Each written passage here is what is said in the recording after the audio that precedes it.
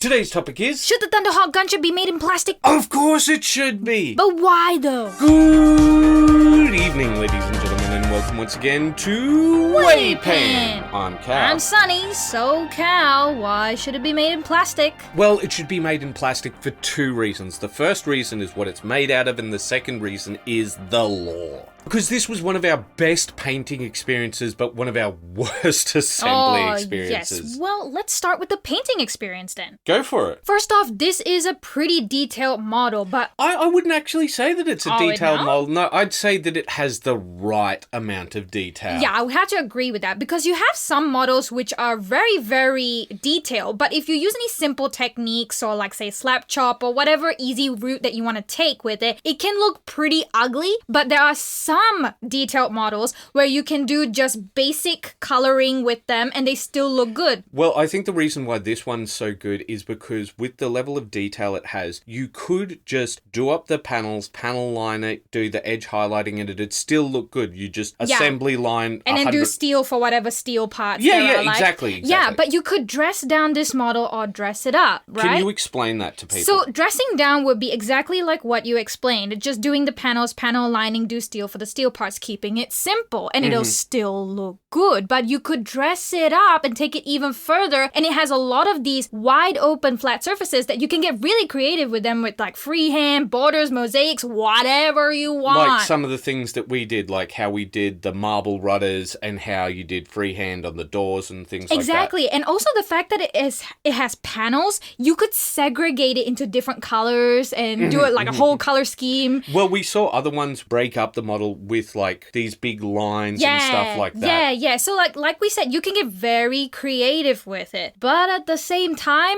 because of the way that this thing is assembled, it kind of ruined the really fun painting experience. Well, you know that you're always going to be having a bad experience when your MVP of your build process is the kettle. What are you talking about? Okay, because of the way resin is, when it warps, you've got to use heat to put it back together to the right shape. Yeah, we had to boil the kettle, pour it over the pots, and get we it had to put soften. it in, like, we even had to use like pots and stuff to put it in, and it was such a nightmare to deal with all that, especially like scalding hot water, and then you gotta pick it out, put it together immediately. Second of all, every single part of this thing was mislabeled. Yeah, that, like, we cannot understate that enough. So Sunny's going through all of the parts and she's trying to find the part, and she's like, okay, this part doesn't match this part. Yeah, because it says this is part 42, but on the sprue it says 49 or something like that. Yeah. Actually, I think that this is one of the biggest problems. I think if they just have had the assembly instructions be different, right? They just have it, just change the assembly instructions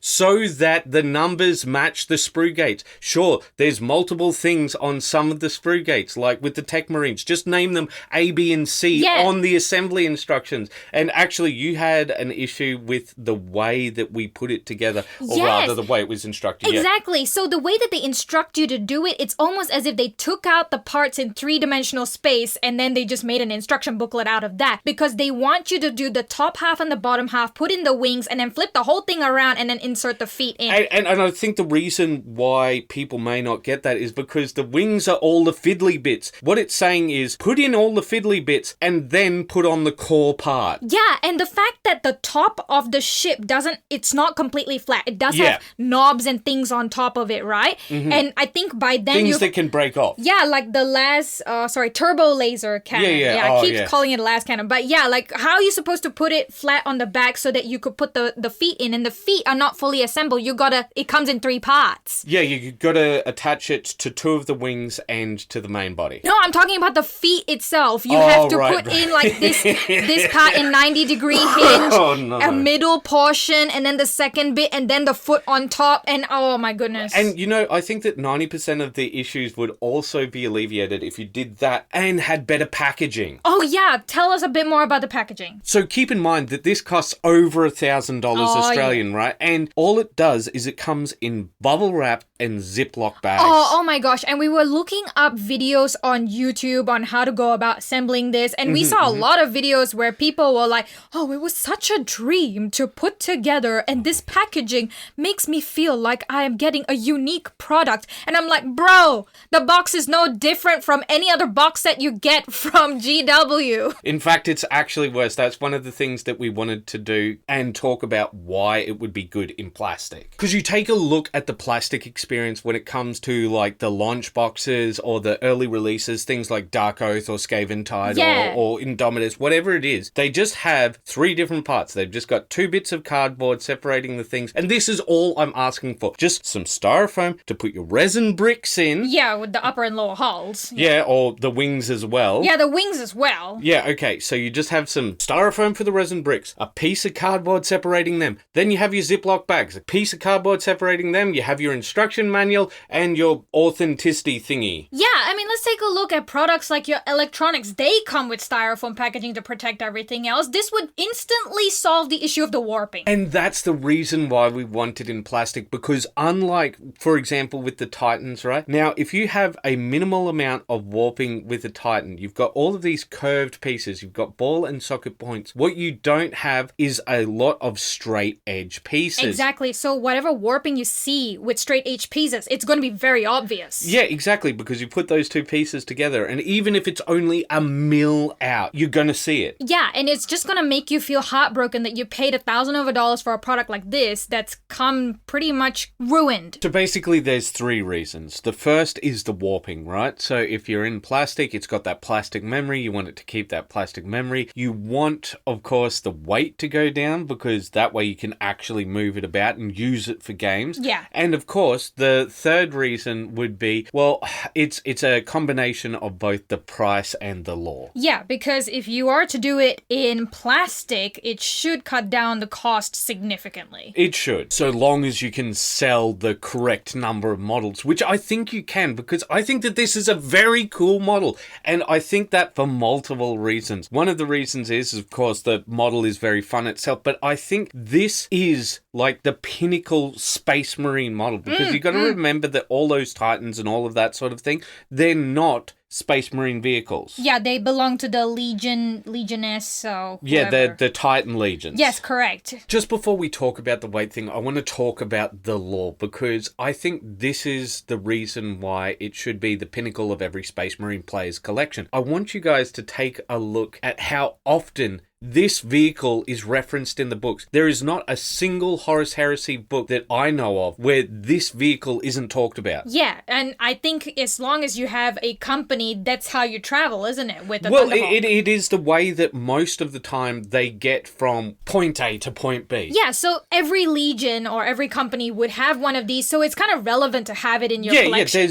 There's not a single Space Marine chapter that I think could operate as a chapter that wouldn't have at least one Thunderhawk. Exactly. So I think in that sense, especially when they made it into plastic, it would be more affordable, and it comes into play in the collector's Well, not just a display. collector thing. I think that it really embodies why Space Marines are cool. Okay, it's this big, massive vehicle. It's got the turbo laser and everything, but that's not the reason why it's cool. The reason why it's cool is because it delivers Space Marines. Yeah. Right? It actually just highlights that, hey, no, these are the things that are really dangerous. It's not this big, massive thing, right? Even though that is this huge vehicle that's coming. The reason why it's cool is because it delivers just 30 of these guys, and now you're in trouble. The most dangerous thing that you could think of is inside this ship. So Exactly. once you see the ship, you're like, oh no, you better run and hide. Or like, I've got to destroy this thing now before they land. Yeah, Because once yeah. they land, like, that's when I'm stuck. All hell goes loose. Yeah. But the final thing that I want to talk about is the weight. So one of the reasons why you had a lot of trouble with this was the weight, even when we were assembling. Yeah, because like stuff. I'm moving this from point A to point B into the photo booth out, or like when I need to put it up vertically to put the other parts in, it's so scary scary because you think that it's going to fall apart, and that has happened a couple of times. It's mainly because it's like got a really uneven weight distribution, because it's like this big brick of resin at the back, right? But the front is actually hollow, so you've got to sort of support it like a child. Yeah, you got to do the bum support, the neck support, all of the support. And you can imagine if this was in plastic, you could just go like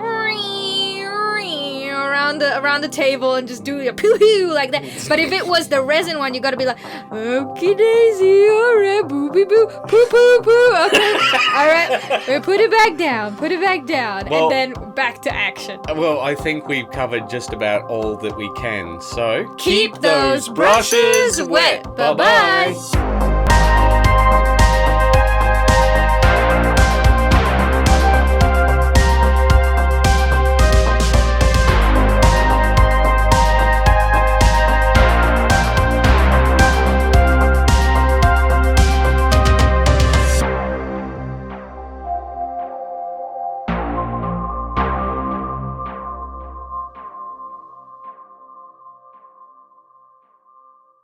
I really think you're giving yourself too much of a hard time. I mean, look at it. It's a dream chicken. No, okay. One side definitely, I think, looks more imperial and hawkish than the other. Yes, one side looks like a proper eagle, and the other one looks like a dang chicken. Most people would be happy if they could do this freehand. Dream chicken in flight. Oh, my God. Afternoon delight.